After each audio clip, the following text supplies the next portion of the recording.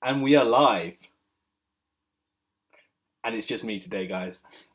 So yeah, figured let's do an update. Regardless, we've got Chris is really busy with a family member's birthday party today, and Joachim is busy moving. So it wasn't looking like it was going to happen, but we didn't manage to get one last week, and I figured let's just give a quick update on what's going on. You can listen to me harp on for however many minutes. I'll try and keep it short and sweet, and then we will do a proper catch up probably later midweek. But yeah, it's been super busy our side. I hope everyone's doing well. The summer is starting to come around. I say that, but it's been a lot of torrential rain today, so wouldn't know it on that assumption. But Cordial's been super busy, guys. I figured I'll give a quick update there because there's not much to give, as much so as we're going to give a proper one down the road. But we've been talking to loads of different people. The fun of a startup is showing in that it's always changing. There's always different, every day brings new excitement. Whilst we think we're going in one direction, we then have a conversation with someone else and we're just like, holy shit, all right, time to pivot that one, go this way. And we're consistently moving in different directions in a really positive way. And I think that's the journey it has to be. At least the idea of success and going to an end goal is just this one straight path, but actually it's just tons of little iterations along the way, and having that open-mindedness to change your point of view and not to say, no, we have to do this. And so we've been really busy, and we need to just tick a couple more boxes before we kind of outlay the exact plan to the community, but we are going to in fact do that, and I'm hoping that everyone's going to be excited for what we have in mind. And and then we're going to open the floor up a bit more to the community in our conversations that we all have together, because I personally still see Cordial kind of in this kind of sleeping mode. Like we're really active behind the scenes, but we're not engaging as much so as we need to be, and we're going to start kind of getting ready to do that. So but I think first of all we need to know exactly what we're building, but also know exactly which direction we're moving in, and in doing so it's all about talking to people, getting advice and opinions, which we're now starting to emerge. The latest white paper has been updated, so you can head to cordial.world, you can check that all out. It's looking really nice, the website, the white paper, and then we're going to start then talking about the tech and everything after coming up. So yeah, Cordial's been really busy.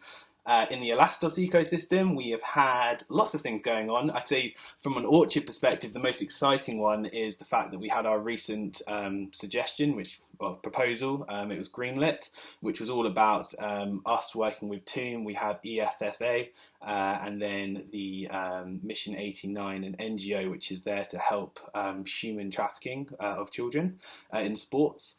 So from our perspective, we've taken it to a stage of maturity in which we wanted to now hand that over to the Toom team and Donnie, because actually it's been about a year now of us being in conversations. I mean, we've done countless calls, we've done so many write-ups, and when we first spoke to Mission 89, they've been for a while now trying to find ways in which to tackle human trafficking, and because it really is a case of some sports agent turns up to a poor area in Africa, for instance, and turns up in a really nice car, all chained up, well fed, looks great, and then tells this story to everyone in the community about how he's come from this huge, come from FIFA.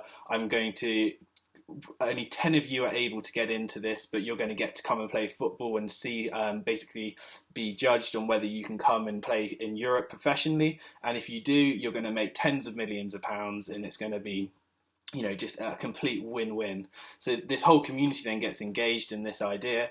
And then you'll find families, they'll start to compete because they want to get their child going there, because there's only a limited amount of slots, scarcity at play. And then they will even rally around certain people to raise the money, because they're obviously coming from a poorer background. And then the child will get taken, or the children, whoever gets selected, and they have to pay a fee, of course, to go do that. So it's not a case of you get picked and you go, it's all expenses paid. It's no, here's the amount of money you need to pay. And then they'll go off and they'll, in some cases, get to actually trial in front of people. But regardless, a lot of times these kids just get dumped in another country, and it's just like they're left there on their own. Some of them are too ashamed to want to call their parents to say what's happened, and they kind of just vanish into this becomes statistics. And this is a huge issue. Lorena, who we've been really close with chatting to, has been passionate about this for years, and then we've kind of come in and said, well, let's use Elastos DIDs. You've got digital identities and the ability to verify it on the blockchain, and if we work with football agents and big participants in the football network and the stakeholders within, you can have validated DIDs on the network, which then can go reach out to these children, and the education of the protocol of knowing that you only speak to agents who have been verified by these big institutions would facilitate trust to then go through the path that's needed to actually become a professional football player. And it could be anywhere from the hotel. When you check in, the child with their DID could scan their QR code, and that could be logged on the blockchain just to say that at what time did they turn up and at what professional agent signed them up and gave them the verification. And it creates a network of trust. So, and it's something which we've been really looking into, and we've got it to a certain page, and it just fits profile just perfectly and everything that they're doing. So Lorena and her team had already met Donny, and I believe last week we've now fully gone down in the stage of passing that over to them, and the proposal we put forward has been greenlit. We are writing up all the relevant documentation that's needed, and it's just a feel-good, exciting project, which is what Web3 and blockchain needs to be all about.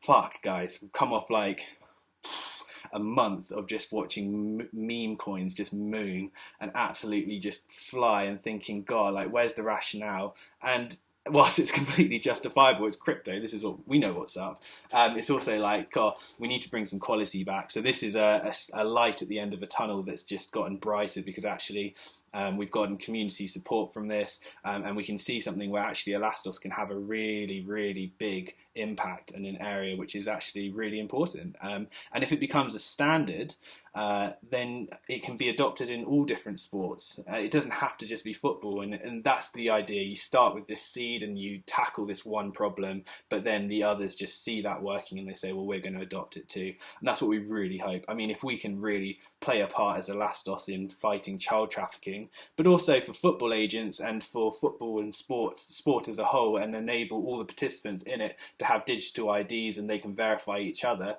I think that's a massive offering, and I think there's a huge potential here for it to just continue growing. So the seed's been planted, it's just sprouted a little bit, and we're going to continue to water it, and it will turn into a beautiful oak tree, I'm sure. So that was really, really positive. What else have we got? We've got the Cyber Republic elections coming up. So CRC, we've got a month. It's around the 11th of, I believe. So around the 11th of June, registration voting will actually close. Now it's done on block time, so it's hard to say exactly the date, but roughly it's a month.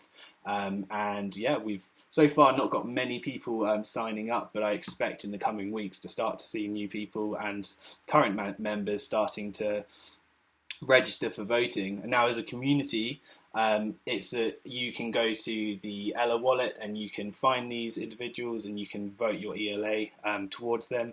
And these are the people that are going to represent you for the next year on the Cyber Republic Council. And obviously the Cyber Republic is the governance mechanism for the whole of the Elastos smart web. So you want to have people who you really believe in, who you think have Elastos' best interest at heart.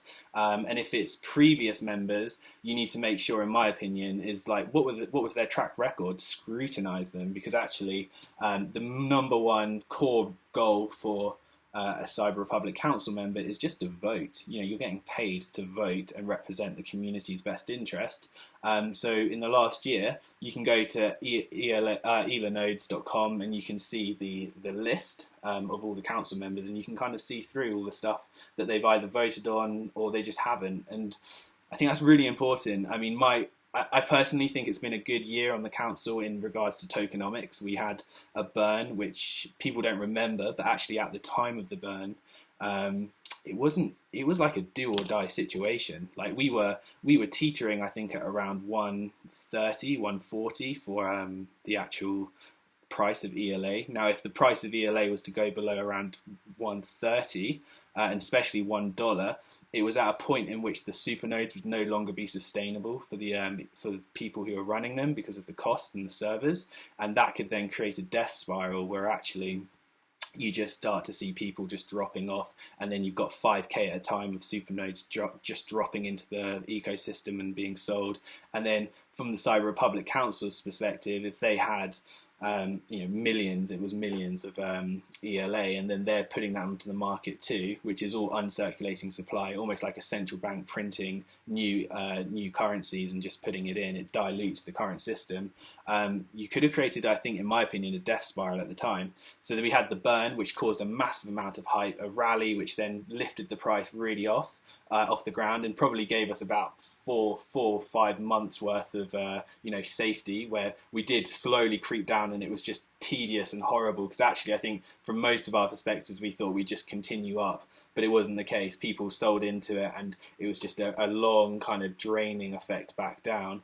But we ended up back at 160, and then at the start of this year, the bull market kicked off, and pow, we were off to the races. And here we are today, sitting above, around $8. So certainly, it was at that period like a really difficult decision, but a really important one. And I wouldn't love to know, but it'd be very interesting to know what would have happened if that burn didn't take place. So from the council's perspective, I think that was a really crucial point that we had last year, and the deflationary model as well, I think, is another big one. Prior to this, guys, we had 1.32 million inflation per year, just an open cap coin where it was just continuously going to inflate up. And from my perspective, and looking at economics and how I think, technology itself is deflationary, it's getting more powerful over time. If you've got an inflationary currency, which is what we have today in society, right? We've got money that's being exponentially manipulated by central banks and government on the sidelines, but then we've got technology like AI and automation that's just wanting to make labor less, make everything cheaper and make us as humans probably less needed, which is a good thing, right? Like if we can cut down labor costs and we don't have to work as much, because we can get technology to do it, that's perfect. It frees me up to be more creative. But the problem that's not perfect is having an inflationary currency, which is just losing value over time. So I'm losing my job over time, but I'm also losing my buying power with what I have left, and the government and central banks are manipulating that further and more, and they have to keep up the GDP growth. And it's just two systems going the opposite way. So it was a really big conversation at the time. ELA obviously has the technology, it's Web3, it will be more powerful regardless, but why not make it deflationary? Why wouldn't it be deflationary and work with the technology together? And that got sorted. Amazing. We've gone from having inflation 1.32 million just here on up forever to now saying, well, no, we're going to start having halvenings. The issuance is going to drop, which we're going to see in a month's time. The issuance dropped from 1.32 million per year down to 800,000 ELA per year inflation. And then at the end of December, we're going to see the first real halvening take place, where 800,000 ELA inflation is going to go down to 400,000. And what's going to create is a ripple effect of realizing just the scarcity that's being created now in the ecosystem, and hopefully it's going to make supernodes have to start fighting with each other to try and get the market share of votes of all the participants in the ecosystem, which hopefully will bring more opportunities and more things in which they can offer. And for holders, that there's only ever going to be 28.2 million ELA total, which when you think about Bitcoin being 21, and you look at the price today, and then you look at ELA and Elastos and say, well, it's got 4 years behind it, an incredible amount of technology, all these different components, which is a Web3, which is so relevant in the world today and where we're headed.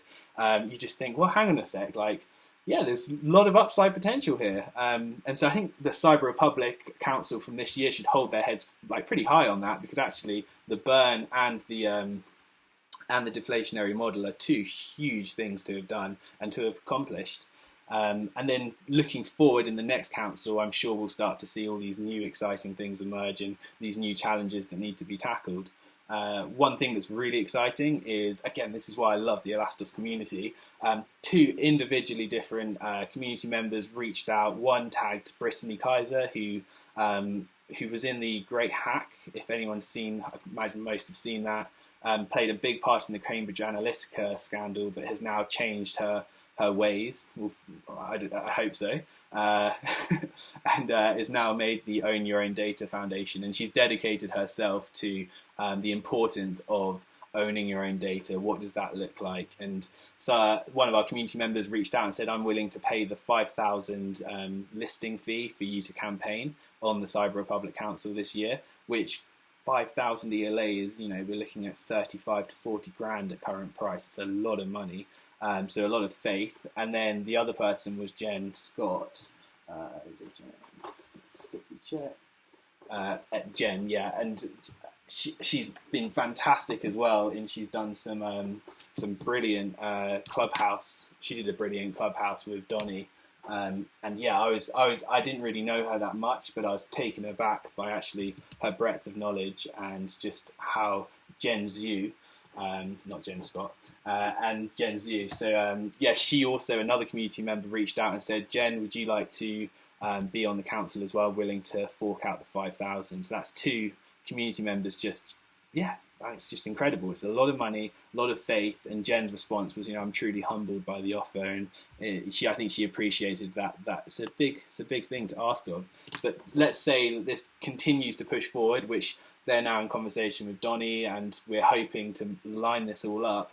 We might have first of all, first two women we've ever had in the council, but two great thought leaders and people who are very pushing and advocating for Own Your Own Data, potentially on the council. Now that's up to the community to vote them in, but just the fact that they're campaigning and running will be a massive milestone for us, I think, and very exciting. So watch out, guys. ELA Wallet, you can download it on the App Store, download it on Android, check it out. You can see the upcoming campaigners who want to be on, and right now, limited, but in the coming weeks it's going to start picking up. Make sure you vote for who you want, make sure you scrutinise those who are campaigning, ask questions and do all that good stuff, because it's coming and it's super important.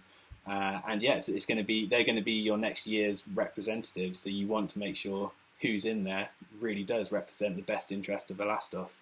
And yeah, it's pretty much it. I don't want to give too much away. As far as from a Cordial and Orchard side, we've been busy and we're going to update you otherwise. But the two big areas in which we're looking at right now is the developments of Mission 89 and EFFA, and then the Cyber Republic Council elections, which is all kind of starting to kick off. But yeah, hope you guys have an amazing weekend. Hope it's all good. And yeah, we'll, as Orchard, come on probably midweek and give an actual update our side once we've kind of everything's aligned.